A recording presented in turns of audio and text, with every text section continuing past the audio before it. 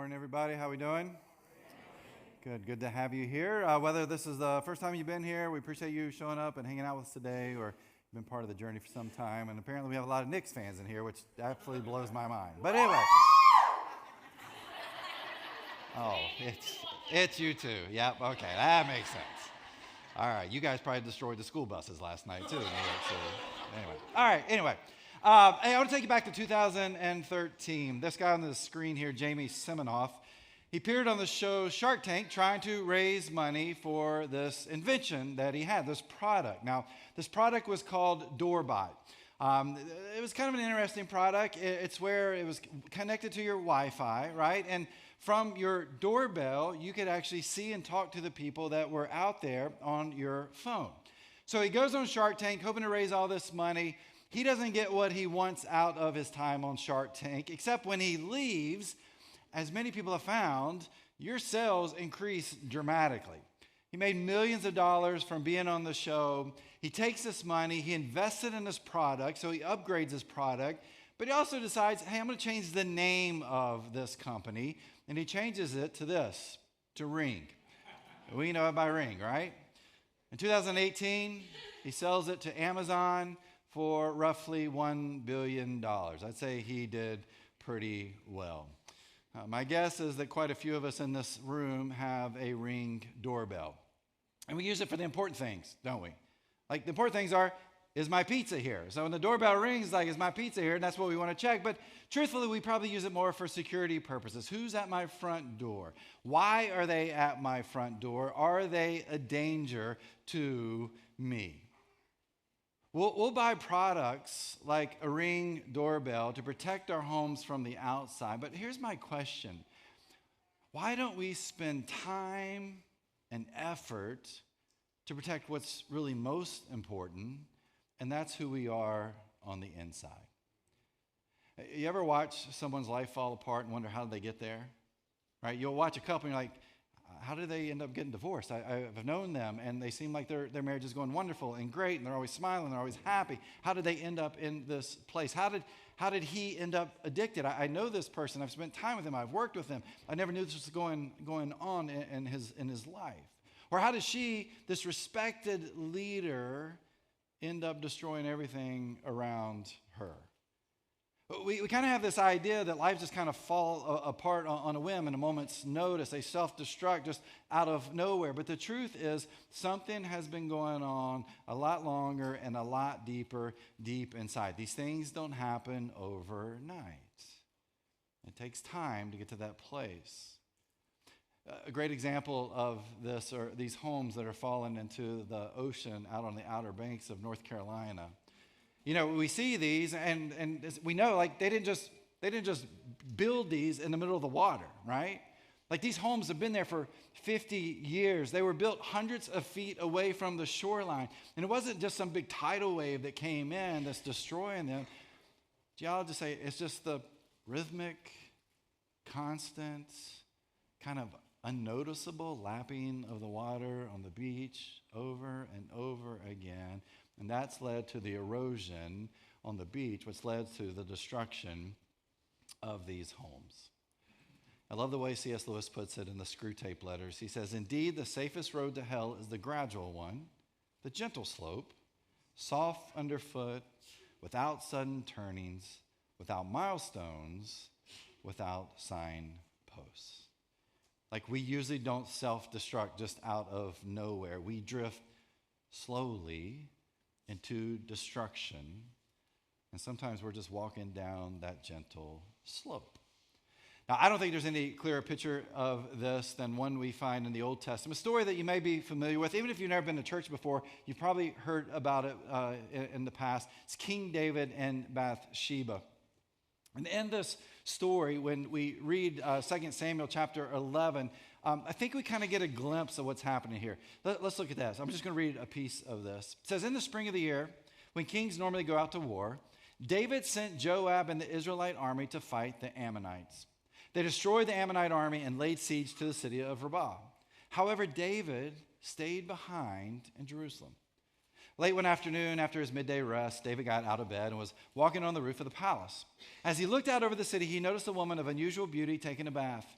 he sent someone to find out who she was and was told, "She is Bathsheba, the daughter of Eliam and the wife of Uriah the Hittite." Then David sent messengers to get her, and when she came to the palace, he slept with her. Now, if you know the rest of this story, Bathsheba gets pregnant. David wants to cover this up, and so what he does is he actually calls for Uriah, her husband, to come back from battle, to come back home. Now, in David's mind, he's thinking, I'll bring Uriah back. He'll be intimate with his wife. She'll get pregnant, and then I'm going to be safe. If you know the story, Uriah comes back because the king's ordered him to come back. He won't even enter his home. Like he literally sits at the bottom of his doorstep and just waits there, doesn't move, doesn't go anywhere. They're like, hey, go in, be with your wife, spend time with your wife. He's like, no, my buddies are fighting. There's a war that's taking place, and if I'm not with them, I'm not going to do that with my wife. And so he never does. David's got to come up with a plan B. And so he gives Uriah this note. Uriah takes it back to Joab, the general. The general gets this note and says, I want you to put Uriah in the fiercest battle that you can find. And Joab does that, and Uriah is killed in battle. I mean, this is like Game of Thrones type stuff that we're reading here, right? I mean, it's a tragic story. It's a terrible story. And it's easy to read this, and as we read it, it's easy to say, well, if David just hadn't gone up on that rooftop on that particular day, none of this would have happened to him. What David did to Bathsheba, to Uriah, to their families, and I think even to his own families, didn't start on that rooftop. It started way before that. But here's what's so crazy about this. At the very beginning of when we first start reading about David and his life, there's this moment where it says he was a man after God's own heart. So what changed in him? What was different about him? Well, I think we can go back to this brief passage that we see here in 2 Samuel. And I feel like there's sort of some, Easter eggs there, some hints about who David really was. If we look at this, he gets to this place because it kind of starts with isolation. Go back and see what we read here. In the spring of the year when kings normally go out to war, David stayed behind in Jerusalem. David's supposed to be at work, right? David's supposed to be in battle at war. And yet, where do we find him? We find him back here in Jerusalem. All the people that he's really connected with, all the people that are his trusted advisors, where are they? They are gone. And he's isolating himself there in Jerusalem. And so there's this isolation issue, but there's also pride. Again, let's go back and look at this. Late one afternoon after his midday rest, David got out of bed and was walking on the roof of the palace. As he looked out over the city, I get this feeling that this dude gets up from his nap, he goes out on his rooftop terrace, and he looks out at this city that he's in control of, the city that he rules, and he's probably thinking, look what I've accomplished. All right, look what I have done. Look at who I am. I think there's this pride factor there for David. And then that all kind of leads to entitlement. Back to the passage. As he looked out over the city, he noticed a woman of unusual beauty taking a bath. Then David sent messengers to get her, and when she came to the palace, he slept with her. Kind of get this feeling David felt like because of who he was, because of this title that he had, he could take anything he wanted, even another man's wife, which he does. And of course, that leads us to the rest of this story, right? If we look at David here, there's this isolation that's happening. There's this pride, there's this entitlement.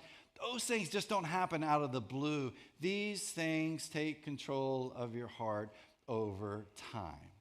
That he didn't just wake up from this nap and decide, hey, I'm going to destroy my life and destroy the lives of all these people. This has been going on inside of him for quite a bit. Here's how I know this. It's because you and I don't wake up from a nap one day and say, I think I'm going to go rob a bank, right? We don't do that. That's not how we function. We don't wake up from a nap and say, hey, today I'm going to destroy my integrity. Today I'm going to destroy my marriage. Today I'm going to become addicted. Today I'm going to walk away from God. That's not usually how we work. We're like David. We drift into those moments in our lives. That whatever it is that captures our heart begins to capture our life. And so if we look at David, again, this wasn't just something that happened out of the blue. This was something that had been going on in his life for a long time, and it led to this moment with him and Bathsheba and Uriah and the people involved. That's why I love what Dallas Willard says in Renovation of the Heart. He says the human heart, will, or spirit is the executive center of a human life. The heart is where decisions and choices are made for the whole person. Actions are not impositions on who we are, but are expressions of who we are. And they come out of our heart. Truth is, the words that we say, the actions that we take, the decisions that we make, they don't just pop up out of nowhere. They come from who we are deep inside. And oftentimes that leads to the chaos that we're experiencing in our life. There is something deep inside of there is this heart piece that has taken us there. We've been captured by something that has led to what we are facing in our life today. And so could it be that the greatest threat to your future, it's not the things outside of you. It's actually what's inside your heart. We're in this series, as John said, called Summer School, and we're looking at 8 proverbs, 8 sayings in the book of Proverbs that we find in the Old Testament. I said the first week, we're smart people, but sometimes we need wisdom from the outside to help us become even smarter. And so these proverbs really are about how do I have a successful life, but specifically, how do I have a successful spiritual life? How do I have a successful life when it comes to my connection and relationship with God? And so this proverb today is really going to test who we are on the inside, because it actually has the power to affect everything around us. It comes out of Proverbs chapter 4, verse 23. Here's what it says. It says, guard your heart above all else, for it determines the course of your life. Guard your heart above all else, for it determines the course of your life. Now, before I talk about, hey, how does this affect us? What does this look like for you and me? Let's kind of look at this passage. Let's look at this saying and see what we can learn from that time period in the context that it was written. First, let's start with the heart, okay? We've already talked about that a little bit. Let's define the heart. For our Western culture, we connect heart with emotions and feelings. We specifically connect it with romantic feelings, right? Like, I love you with all my heart. That's what we tell people. And we hear that. We understand that. So when we talk about the heart, a lot of times it's emotions and feelings. And again, romance. For the Israelite psychology that's happening at this point in time, when you talked about the heart, the focus wasn't your emotions. It was a small part of that. The heart was actually the control center for who you were as a human being. It controlled your intellectual piece of who you are. It controlled your morality, the cognitive part of your being. It was a place that logic happened. It's where the human will was exercised. The heart was the thing that led you, okay? Now, we know today that it's not the heart specifically, it's our minds that do this. But for them, this was the control center. It directed your life. It was what helped you make the decisions that you made in life. And so here we have Solomon talking to the psychology of the day. Like, when you're talking about the heart, you're talking about everything. Everything about me is here in my heart. It is the control center of who I am. But here's what Solomon says. He says, guard your heart. What does he mean when he says that? I think sometimes we see a word like guard, and maybe in our minds, especially today, it's kind of a passive thought. It's like, be careful walking down the steps. They might be slick. You might be fall, right? It's kind of like, hey, guard yourself, protect yourself, watch what you're doing. That's actually not the word that we read here in this particular proverb. That word guard is a military word, and it's a military word for garrison, okay? Not a passive guarding of the heart. This is pretty intense. This is full-on protect the fortress from the siege that may come your way kind of guarding. This is about protecting your control center, right? Your decision-making factory. Everything that is important to you, you are to guard this with everything that you have. And so here is Solomon's like, you've got your heart, the control center of you, but you need to guard it like a fortress. Like you're a high-value target. You need to do everything that you possibly can to guard yourself. But then he tells us why, right? He tells us why. He says, you guard your heart because what's inside of you determines the direction of your life. Who we are on the inside flows into our everyday life. Now, we hope that that's all the good stuff and the good parts of who we are, but we also know that could be the bad too. And so Solomon is sharing this wisdom through this particular proverb. He's like, protect yourself. Protect the decision-making factory. Protect your life's control center. Protect who God has created you to be, because what's inside determines the outside direction of your life. Guard your heart above all else, for it determines the course of your life. How does that play out for you and me today? Well, I want you to think about it this way, and why this is such an important proverb for us. I want you to think about social media and algorithms. Now, if you don't know, social media algorithms are not neutral, okay? Some of you don't know that. You need to learn that. It's not like your algorithms one day when I'm on social media says, hey, I'm going to start showing Chad videos of birds flying through the air. You know, Chad, here you go. Enjoy this. This is not how algorithms work, right? Here's how they work. You see a video, and we'll just say someone who's outraged about a politician or politics, and you click on it. The algorithm's saying, hey, maybe they'll be interested in seeing more of these. And guess what? You're going to see more and more of those videos pop up, especially because what do?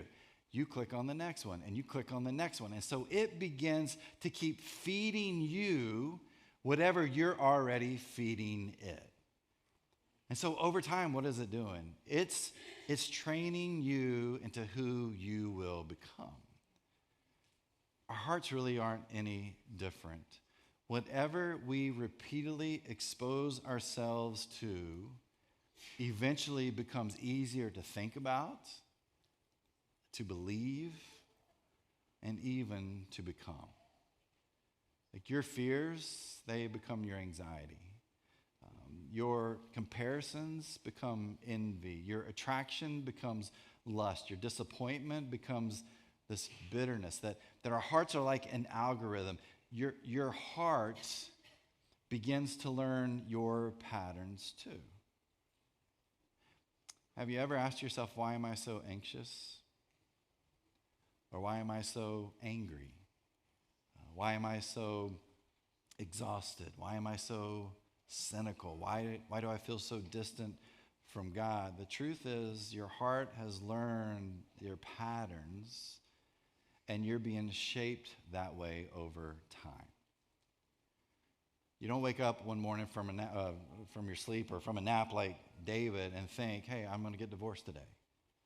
That's not how this happens. It happens over time. It's been growing in your heart over time. It starts with those small resentments that you have towards your spouse, or unspoken disappointments you have with them, or the comparisons you're doing, or the distance that builds between you and them. It's these thousands of tiny compromises that we make within our heart. And over time, there's that slow drift that's taken place. There's that constant lapping that is there. There's this gentle slope that we're walking down that gets us to this place of divorce. See, our outer world will only change when we begin to learn how to guard our inner being. And we guard our hearts so that we don't experience this slow drift, or these continued gentle lappings that we may face in our lives. Because if we don't learn to guard that, then the person we're going to become is not a person that we're going to be very happy with. Our hearts determine the course of our life. So the question for us is, how do I guard my heart? Well, if you go back about 3,000 years ago when these proverbs were actually written, in these ancient cities, you had guards that would guard the gates to these places. Their main job wasn't to ask the question, will this destroy us today? Their main job was to ask the question, does this belong inside the walls? And so when it comes to guarding our hearts, it's not just about trying to keep bad things out, okay? It's about being intentional and putting the right things in. We have to ask that same question, does this belong in me? I think this is where some of us as followers of Christ get really confused, because we hear those words, guard our heart, and our thinking is, well, I'm just going to build a bigger fence, right? If I build a bigger fence, if I build a bigger wall, then I can keep all these bad things away from me. That's not how this works. It's not about building a bigger wall or bigger fences. It's actually more like cultivating a garden. Some of you this spring, you've planted a garden, and you know that you don't just plant the seeds and then just leave the garden alone. Now, some of you think that's what you do, so you do that, and you're wondering, why don't I have any plants? Why don't anything growing? There's a reason there. You plant the seeds, but then you got to take care of the garden, right? You have to water the garden. You've got to pull the weeds. Maybe you spray the leaves or the plants for these bugs. Guarding our heart isn't about bigger fences. It's about cultivating the garden of our soul. And if you cultivate a garden, that takes time, that takes effort, and that takes intentionality. Now, weeds are going to grow naturally in a garden, right? They're going to grow automatically. But fruit grows intentionally. And if we want to cultivate our hearts to be what God intends for them to be, it really kind of starts with us being honest with ourselves. We have to ask ourselves questions like, what am I worshiping? What has my attention the most? Where am I spending the majority of my time? And if you don't know the answers to those questions, you probably don't know what you're supposed to guard your heart from.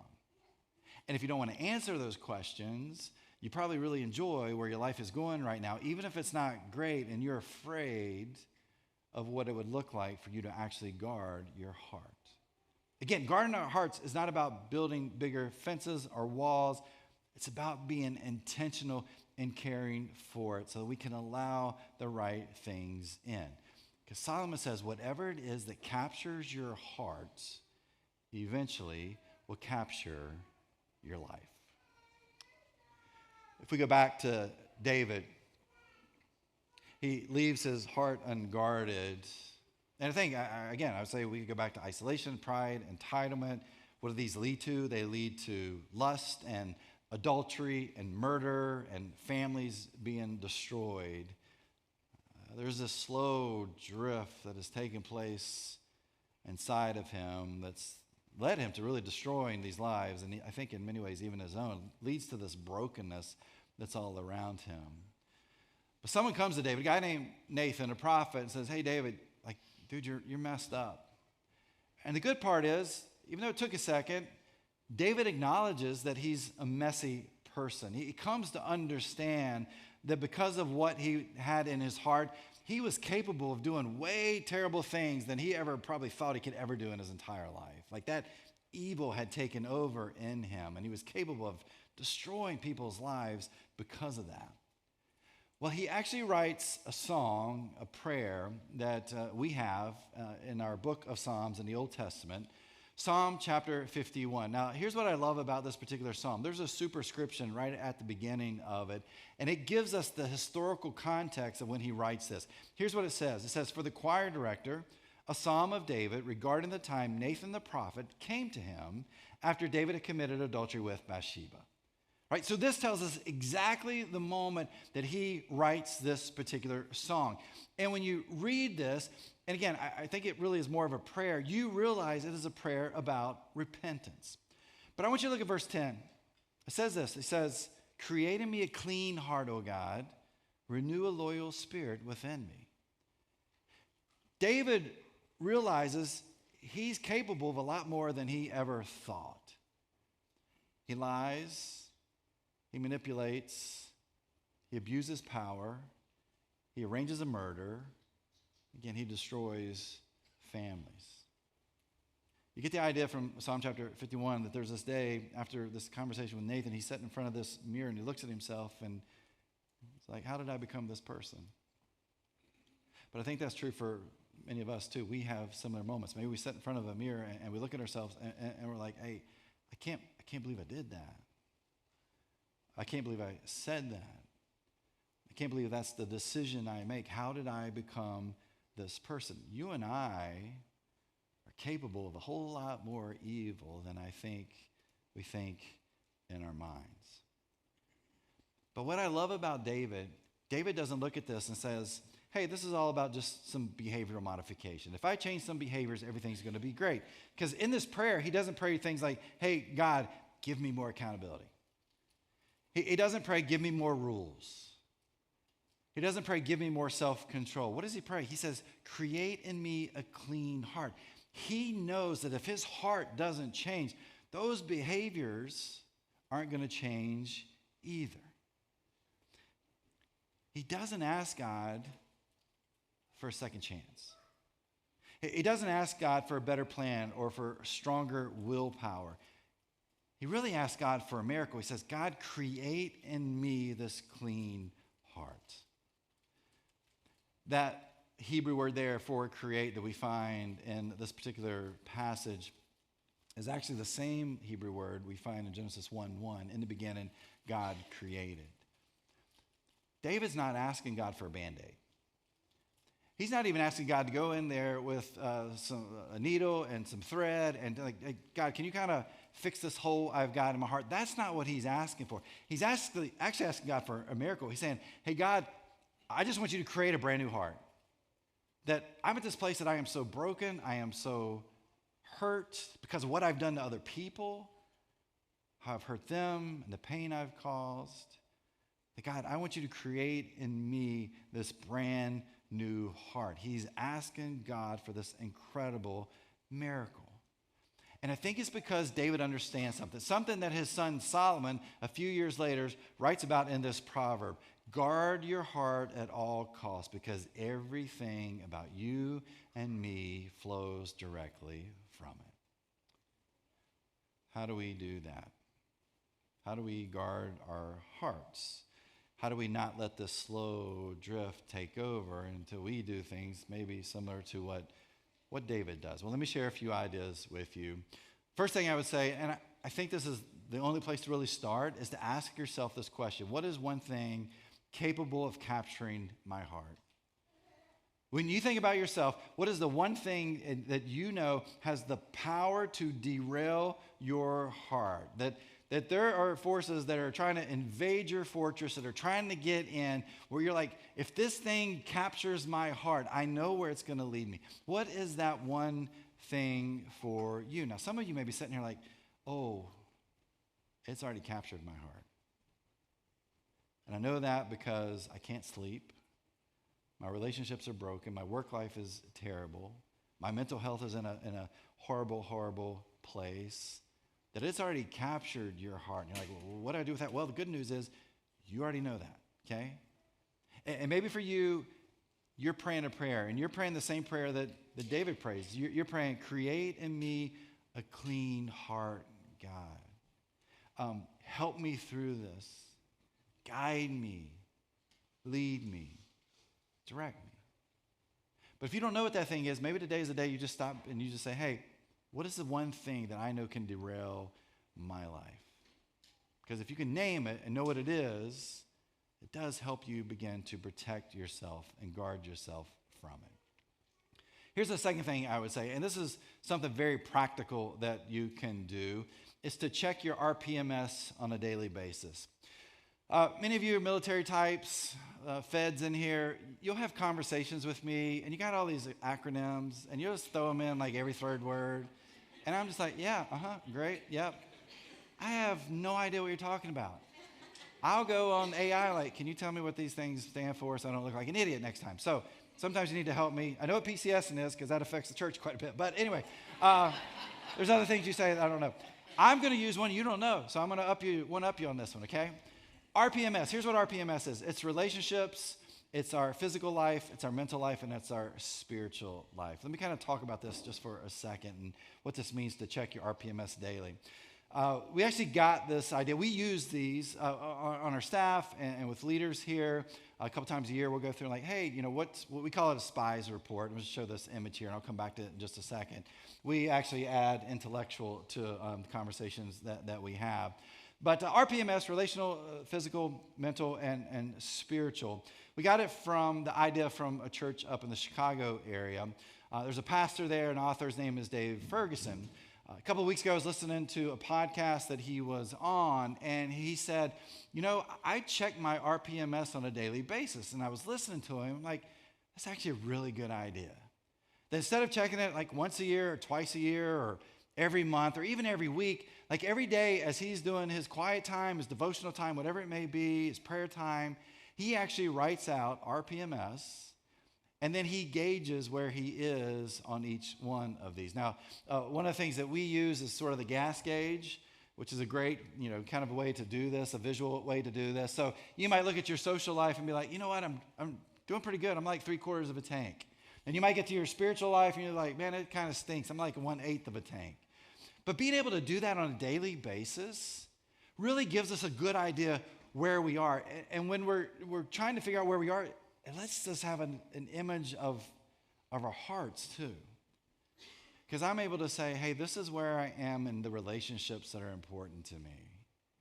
Oh, you know what? If it's kind of low, then maybe something's going on in my heart. Or this is where I am spiritually when it comes to my relationship with God. And you know what? I'm doing really well there. My heart check is good. Or maybe there's things there I need to work on. Just take the time every day to check your heart. Maybe do this practical deal and check your RPMS. But just to be aware of where your heart is on a consistent basis. Again, I think this is a very, very practical way to do that. Here's the importance of this, okay? That we understand the unfailing love of God, that in the end, this really is the most important piece to this. Dallas Willard said, the greatest challenge in the Christian life is not changing your actions, it is changing the kind of person who naturally produces those actions. And I believe we only get there when we understand the unfailing love of God. Again, the greatest threat to your future and my future really isn't what's outside of us. It's what's happening inside of us. It's what has captured our hearts, because we drift towards whatever captures our hearts. And so guarding our hearts helps us become the person God has really created us to be, and not the person that we are training ourselves to be. Our life tomorrow is shaped by where our hearts are today. And thankfully, we have this God who looks at us and says, hey, I'm actually pulling for you. Like, my desire for you is to have the best and to be exactly who I have created you to be. And because of who God is, like, we have this hope. No matter where our heart is right now or where it's been, like, there is this hope that comes from God's unfailing love for us. David recognized God's unfailing love. There's actually another psalm that we see, Psalm 32. It doesn't have the same superscription that we find in the earlier psalm, but scholars believe, based on what we read through it, because David's talking about how terrible his life was and how horrible it was and all the damage that he had done to his life and others, that this must have been written in conjunction with what happened with Bathsheba. Here's what it says, Psalm 32, starting with verse 8. It says, the Lord says, I will guide you along the best pathway for your life. I will advise you and watch over you. Do not be like a senseless horse or mule that needs a bit and bridle to keep it under control. It says, many sorrows come to the wicked, but unfailing love surrounds those who trust the Lord. So rejoice in the Lord and be glad, all you who obey him. Shout for joy, all you whose hearts are pure. This morning, over the course of our 2 services, we have 5 people that are taking the step of baptism. And I think they're declaring what is written here by David in this psalm. They're trusting God with their path and asking him for a clean heart. They're believing in God's unfailing love for them in such a way that they're taking this step of faith. They're saying, hey, God, I want you to guide my path forward as I do everything I can with your help and your support to guard my heart. But this step of baptism, it's not behavior modification. It literally is heart transformation, right? That Jesus was sent to forgive us of our sins. And in doing so, that forgiveness leads to new life. And because we have this new life, we have this new heart. fully focused on him. And maybe some of you here today are like, hey, that's what I need. I need this new heart. I need this clean heart. I know where my heart has been. I know where my heart is. And that's not what I want. I want a clean heart. God, create that in me. We'd love to talk to you about that step of baptism. We believe that is one of the first steps we take to experience that.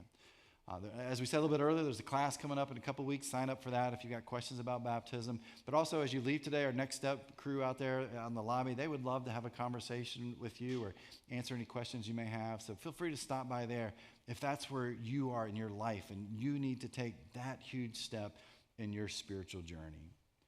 But for others of us, maybe we've been there, we've already done that, and we follow Christ. Maybe for us, we just need to pray a prayer. Hey, God, guide me along the best pathway for my life by helping me guard my heart. And that might be one of the most powerful prayers that we can pray for who we are today. Many of us use Ring doorbells to protect our homes from the outside. Solomon comes in, he's like, no, it's not really about what's on the outside. He said, are you guarding your heart? Because whatever captures your heart today will shape the person that you will become tomorrow. That's why I believe this moment that we take of communion together really is the ultimate heart check for all of us. This is that moment where we stop looking at what's out there and we take the time to look inside us. To remember the blood of Jesus shed for us, the body of Jesus broken for us. The only thing truly capable of cleaning our hearts.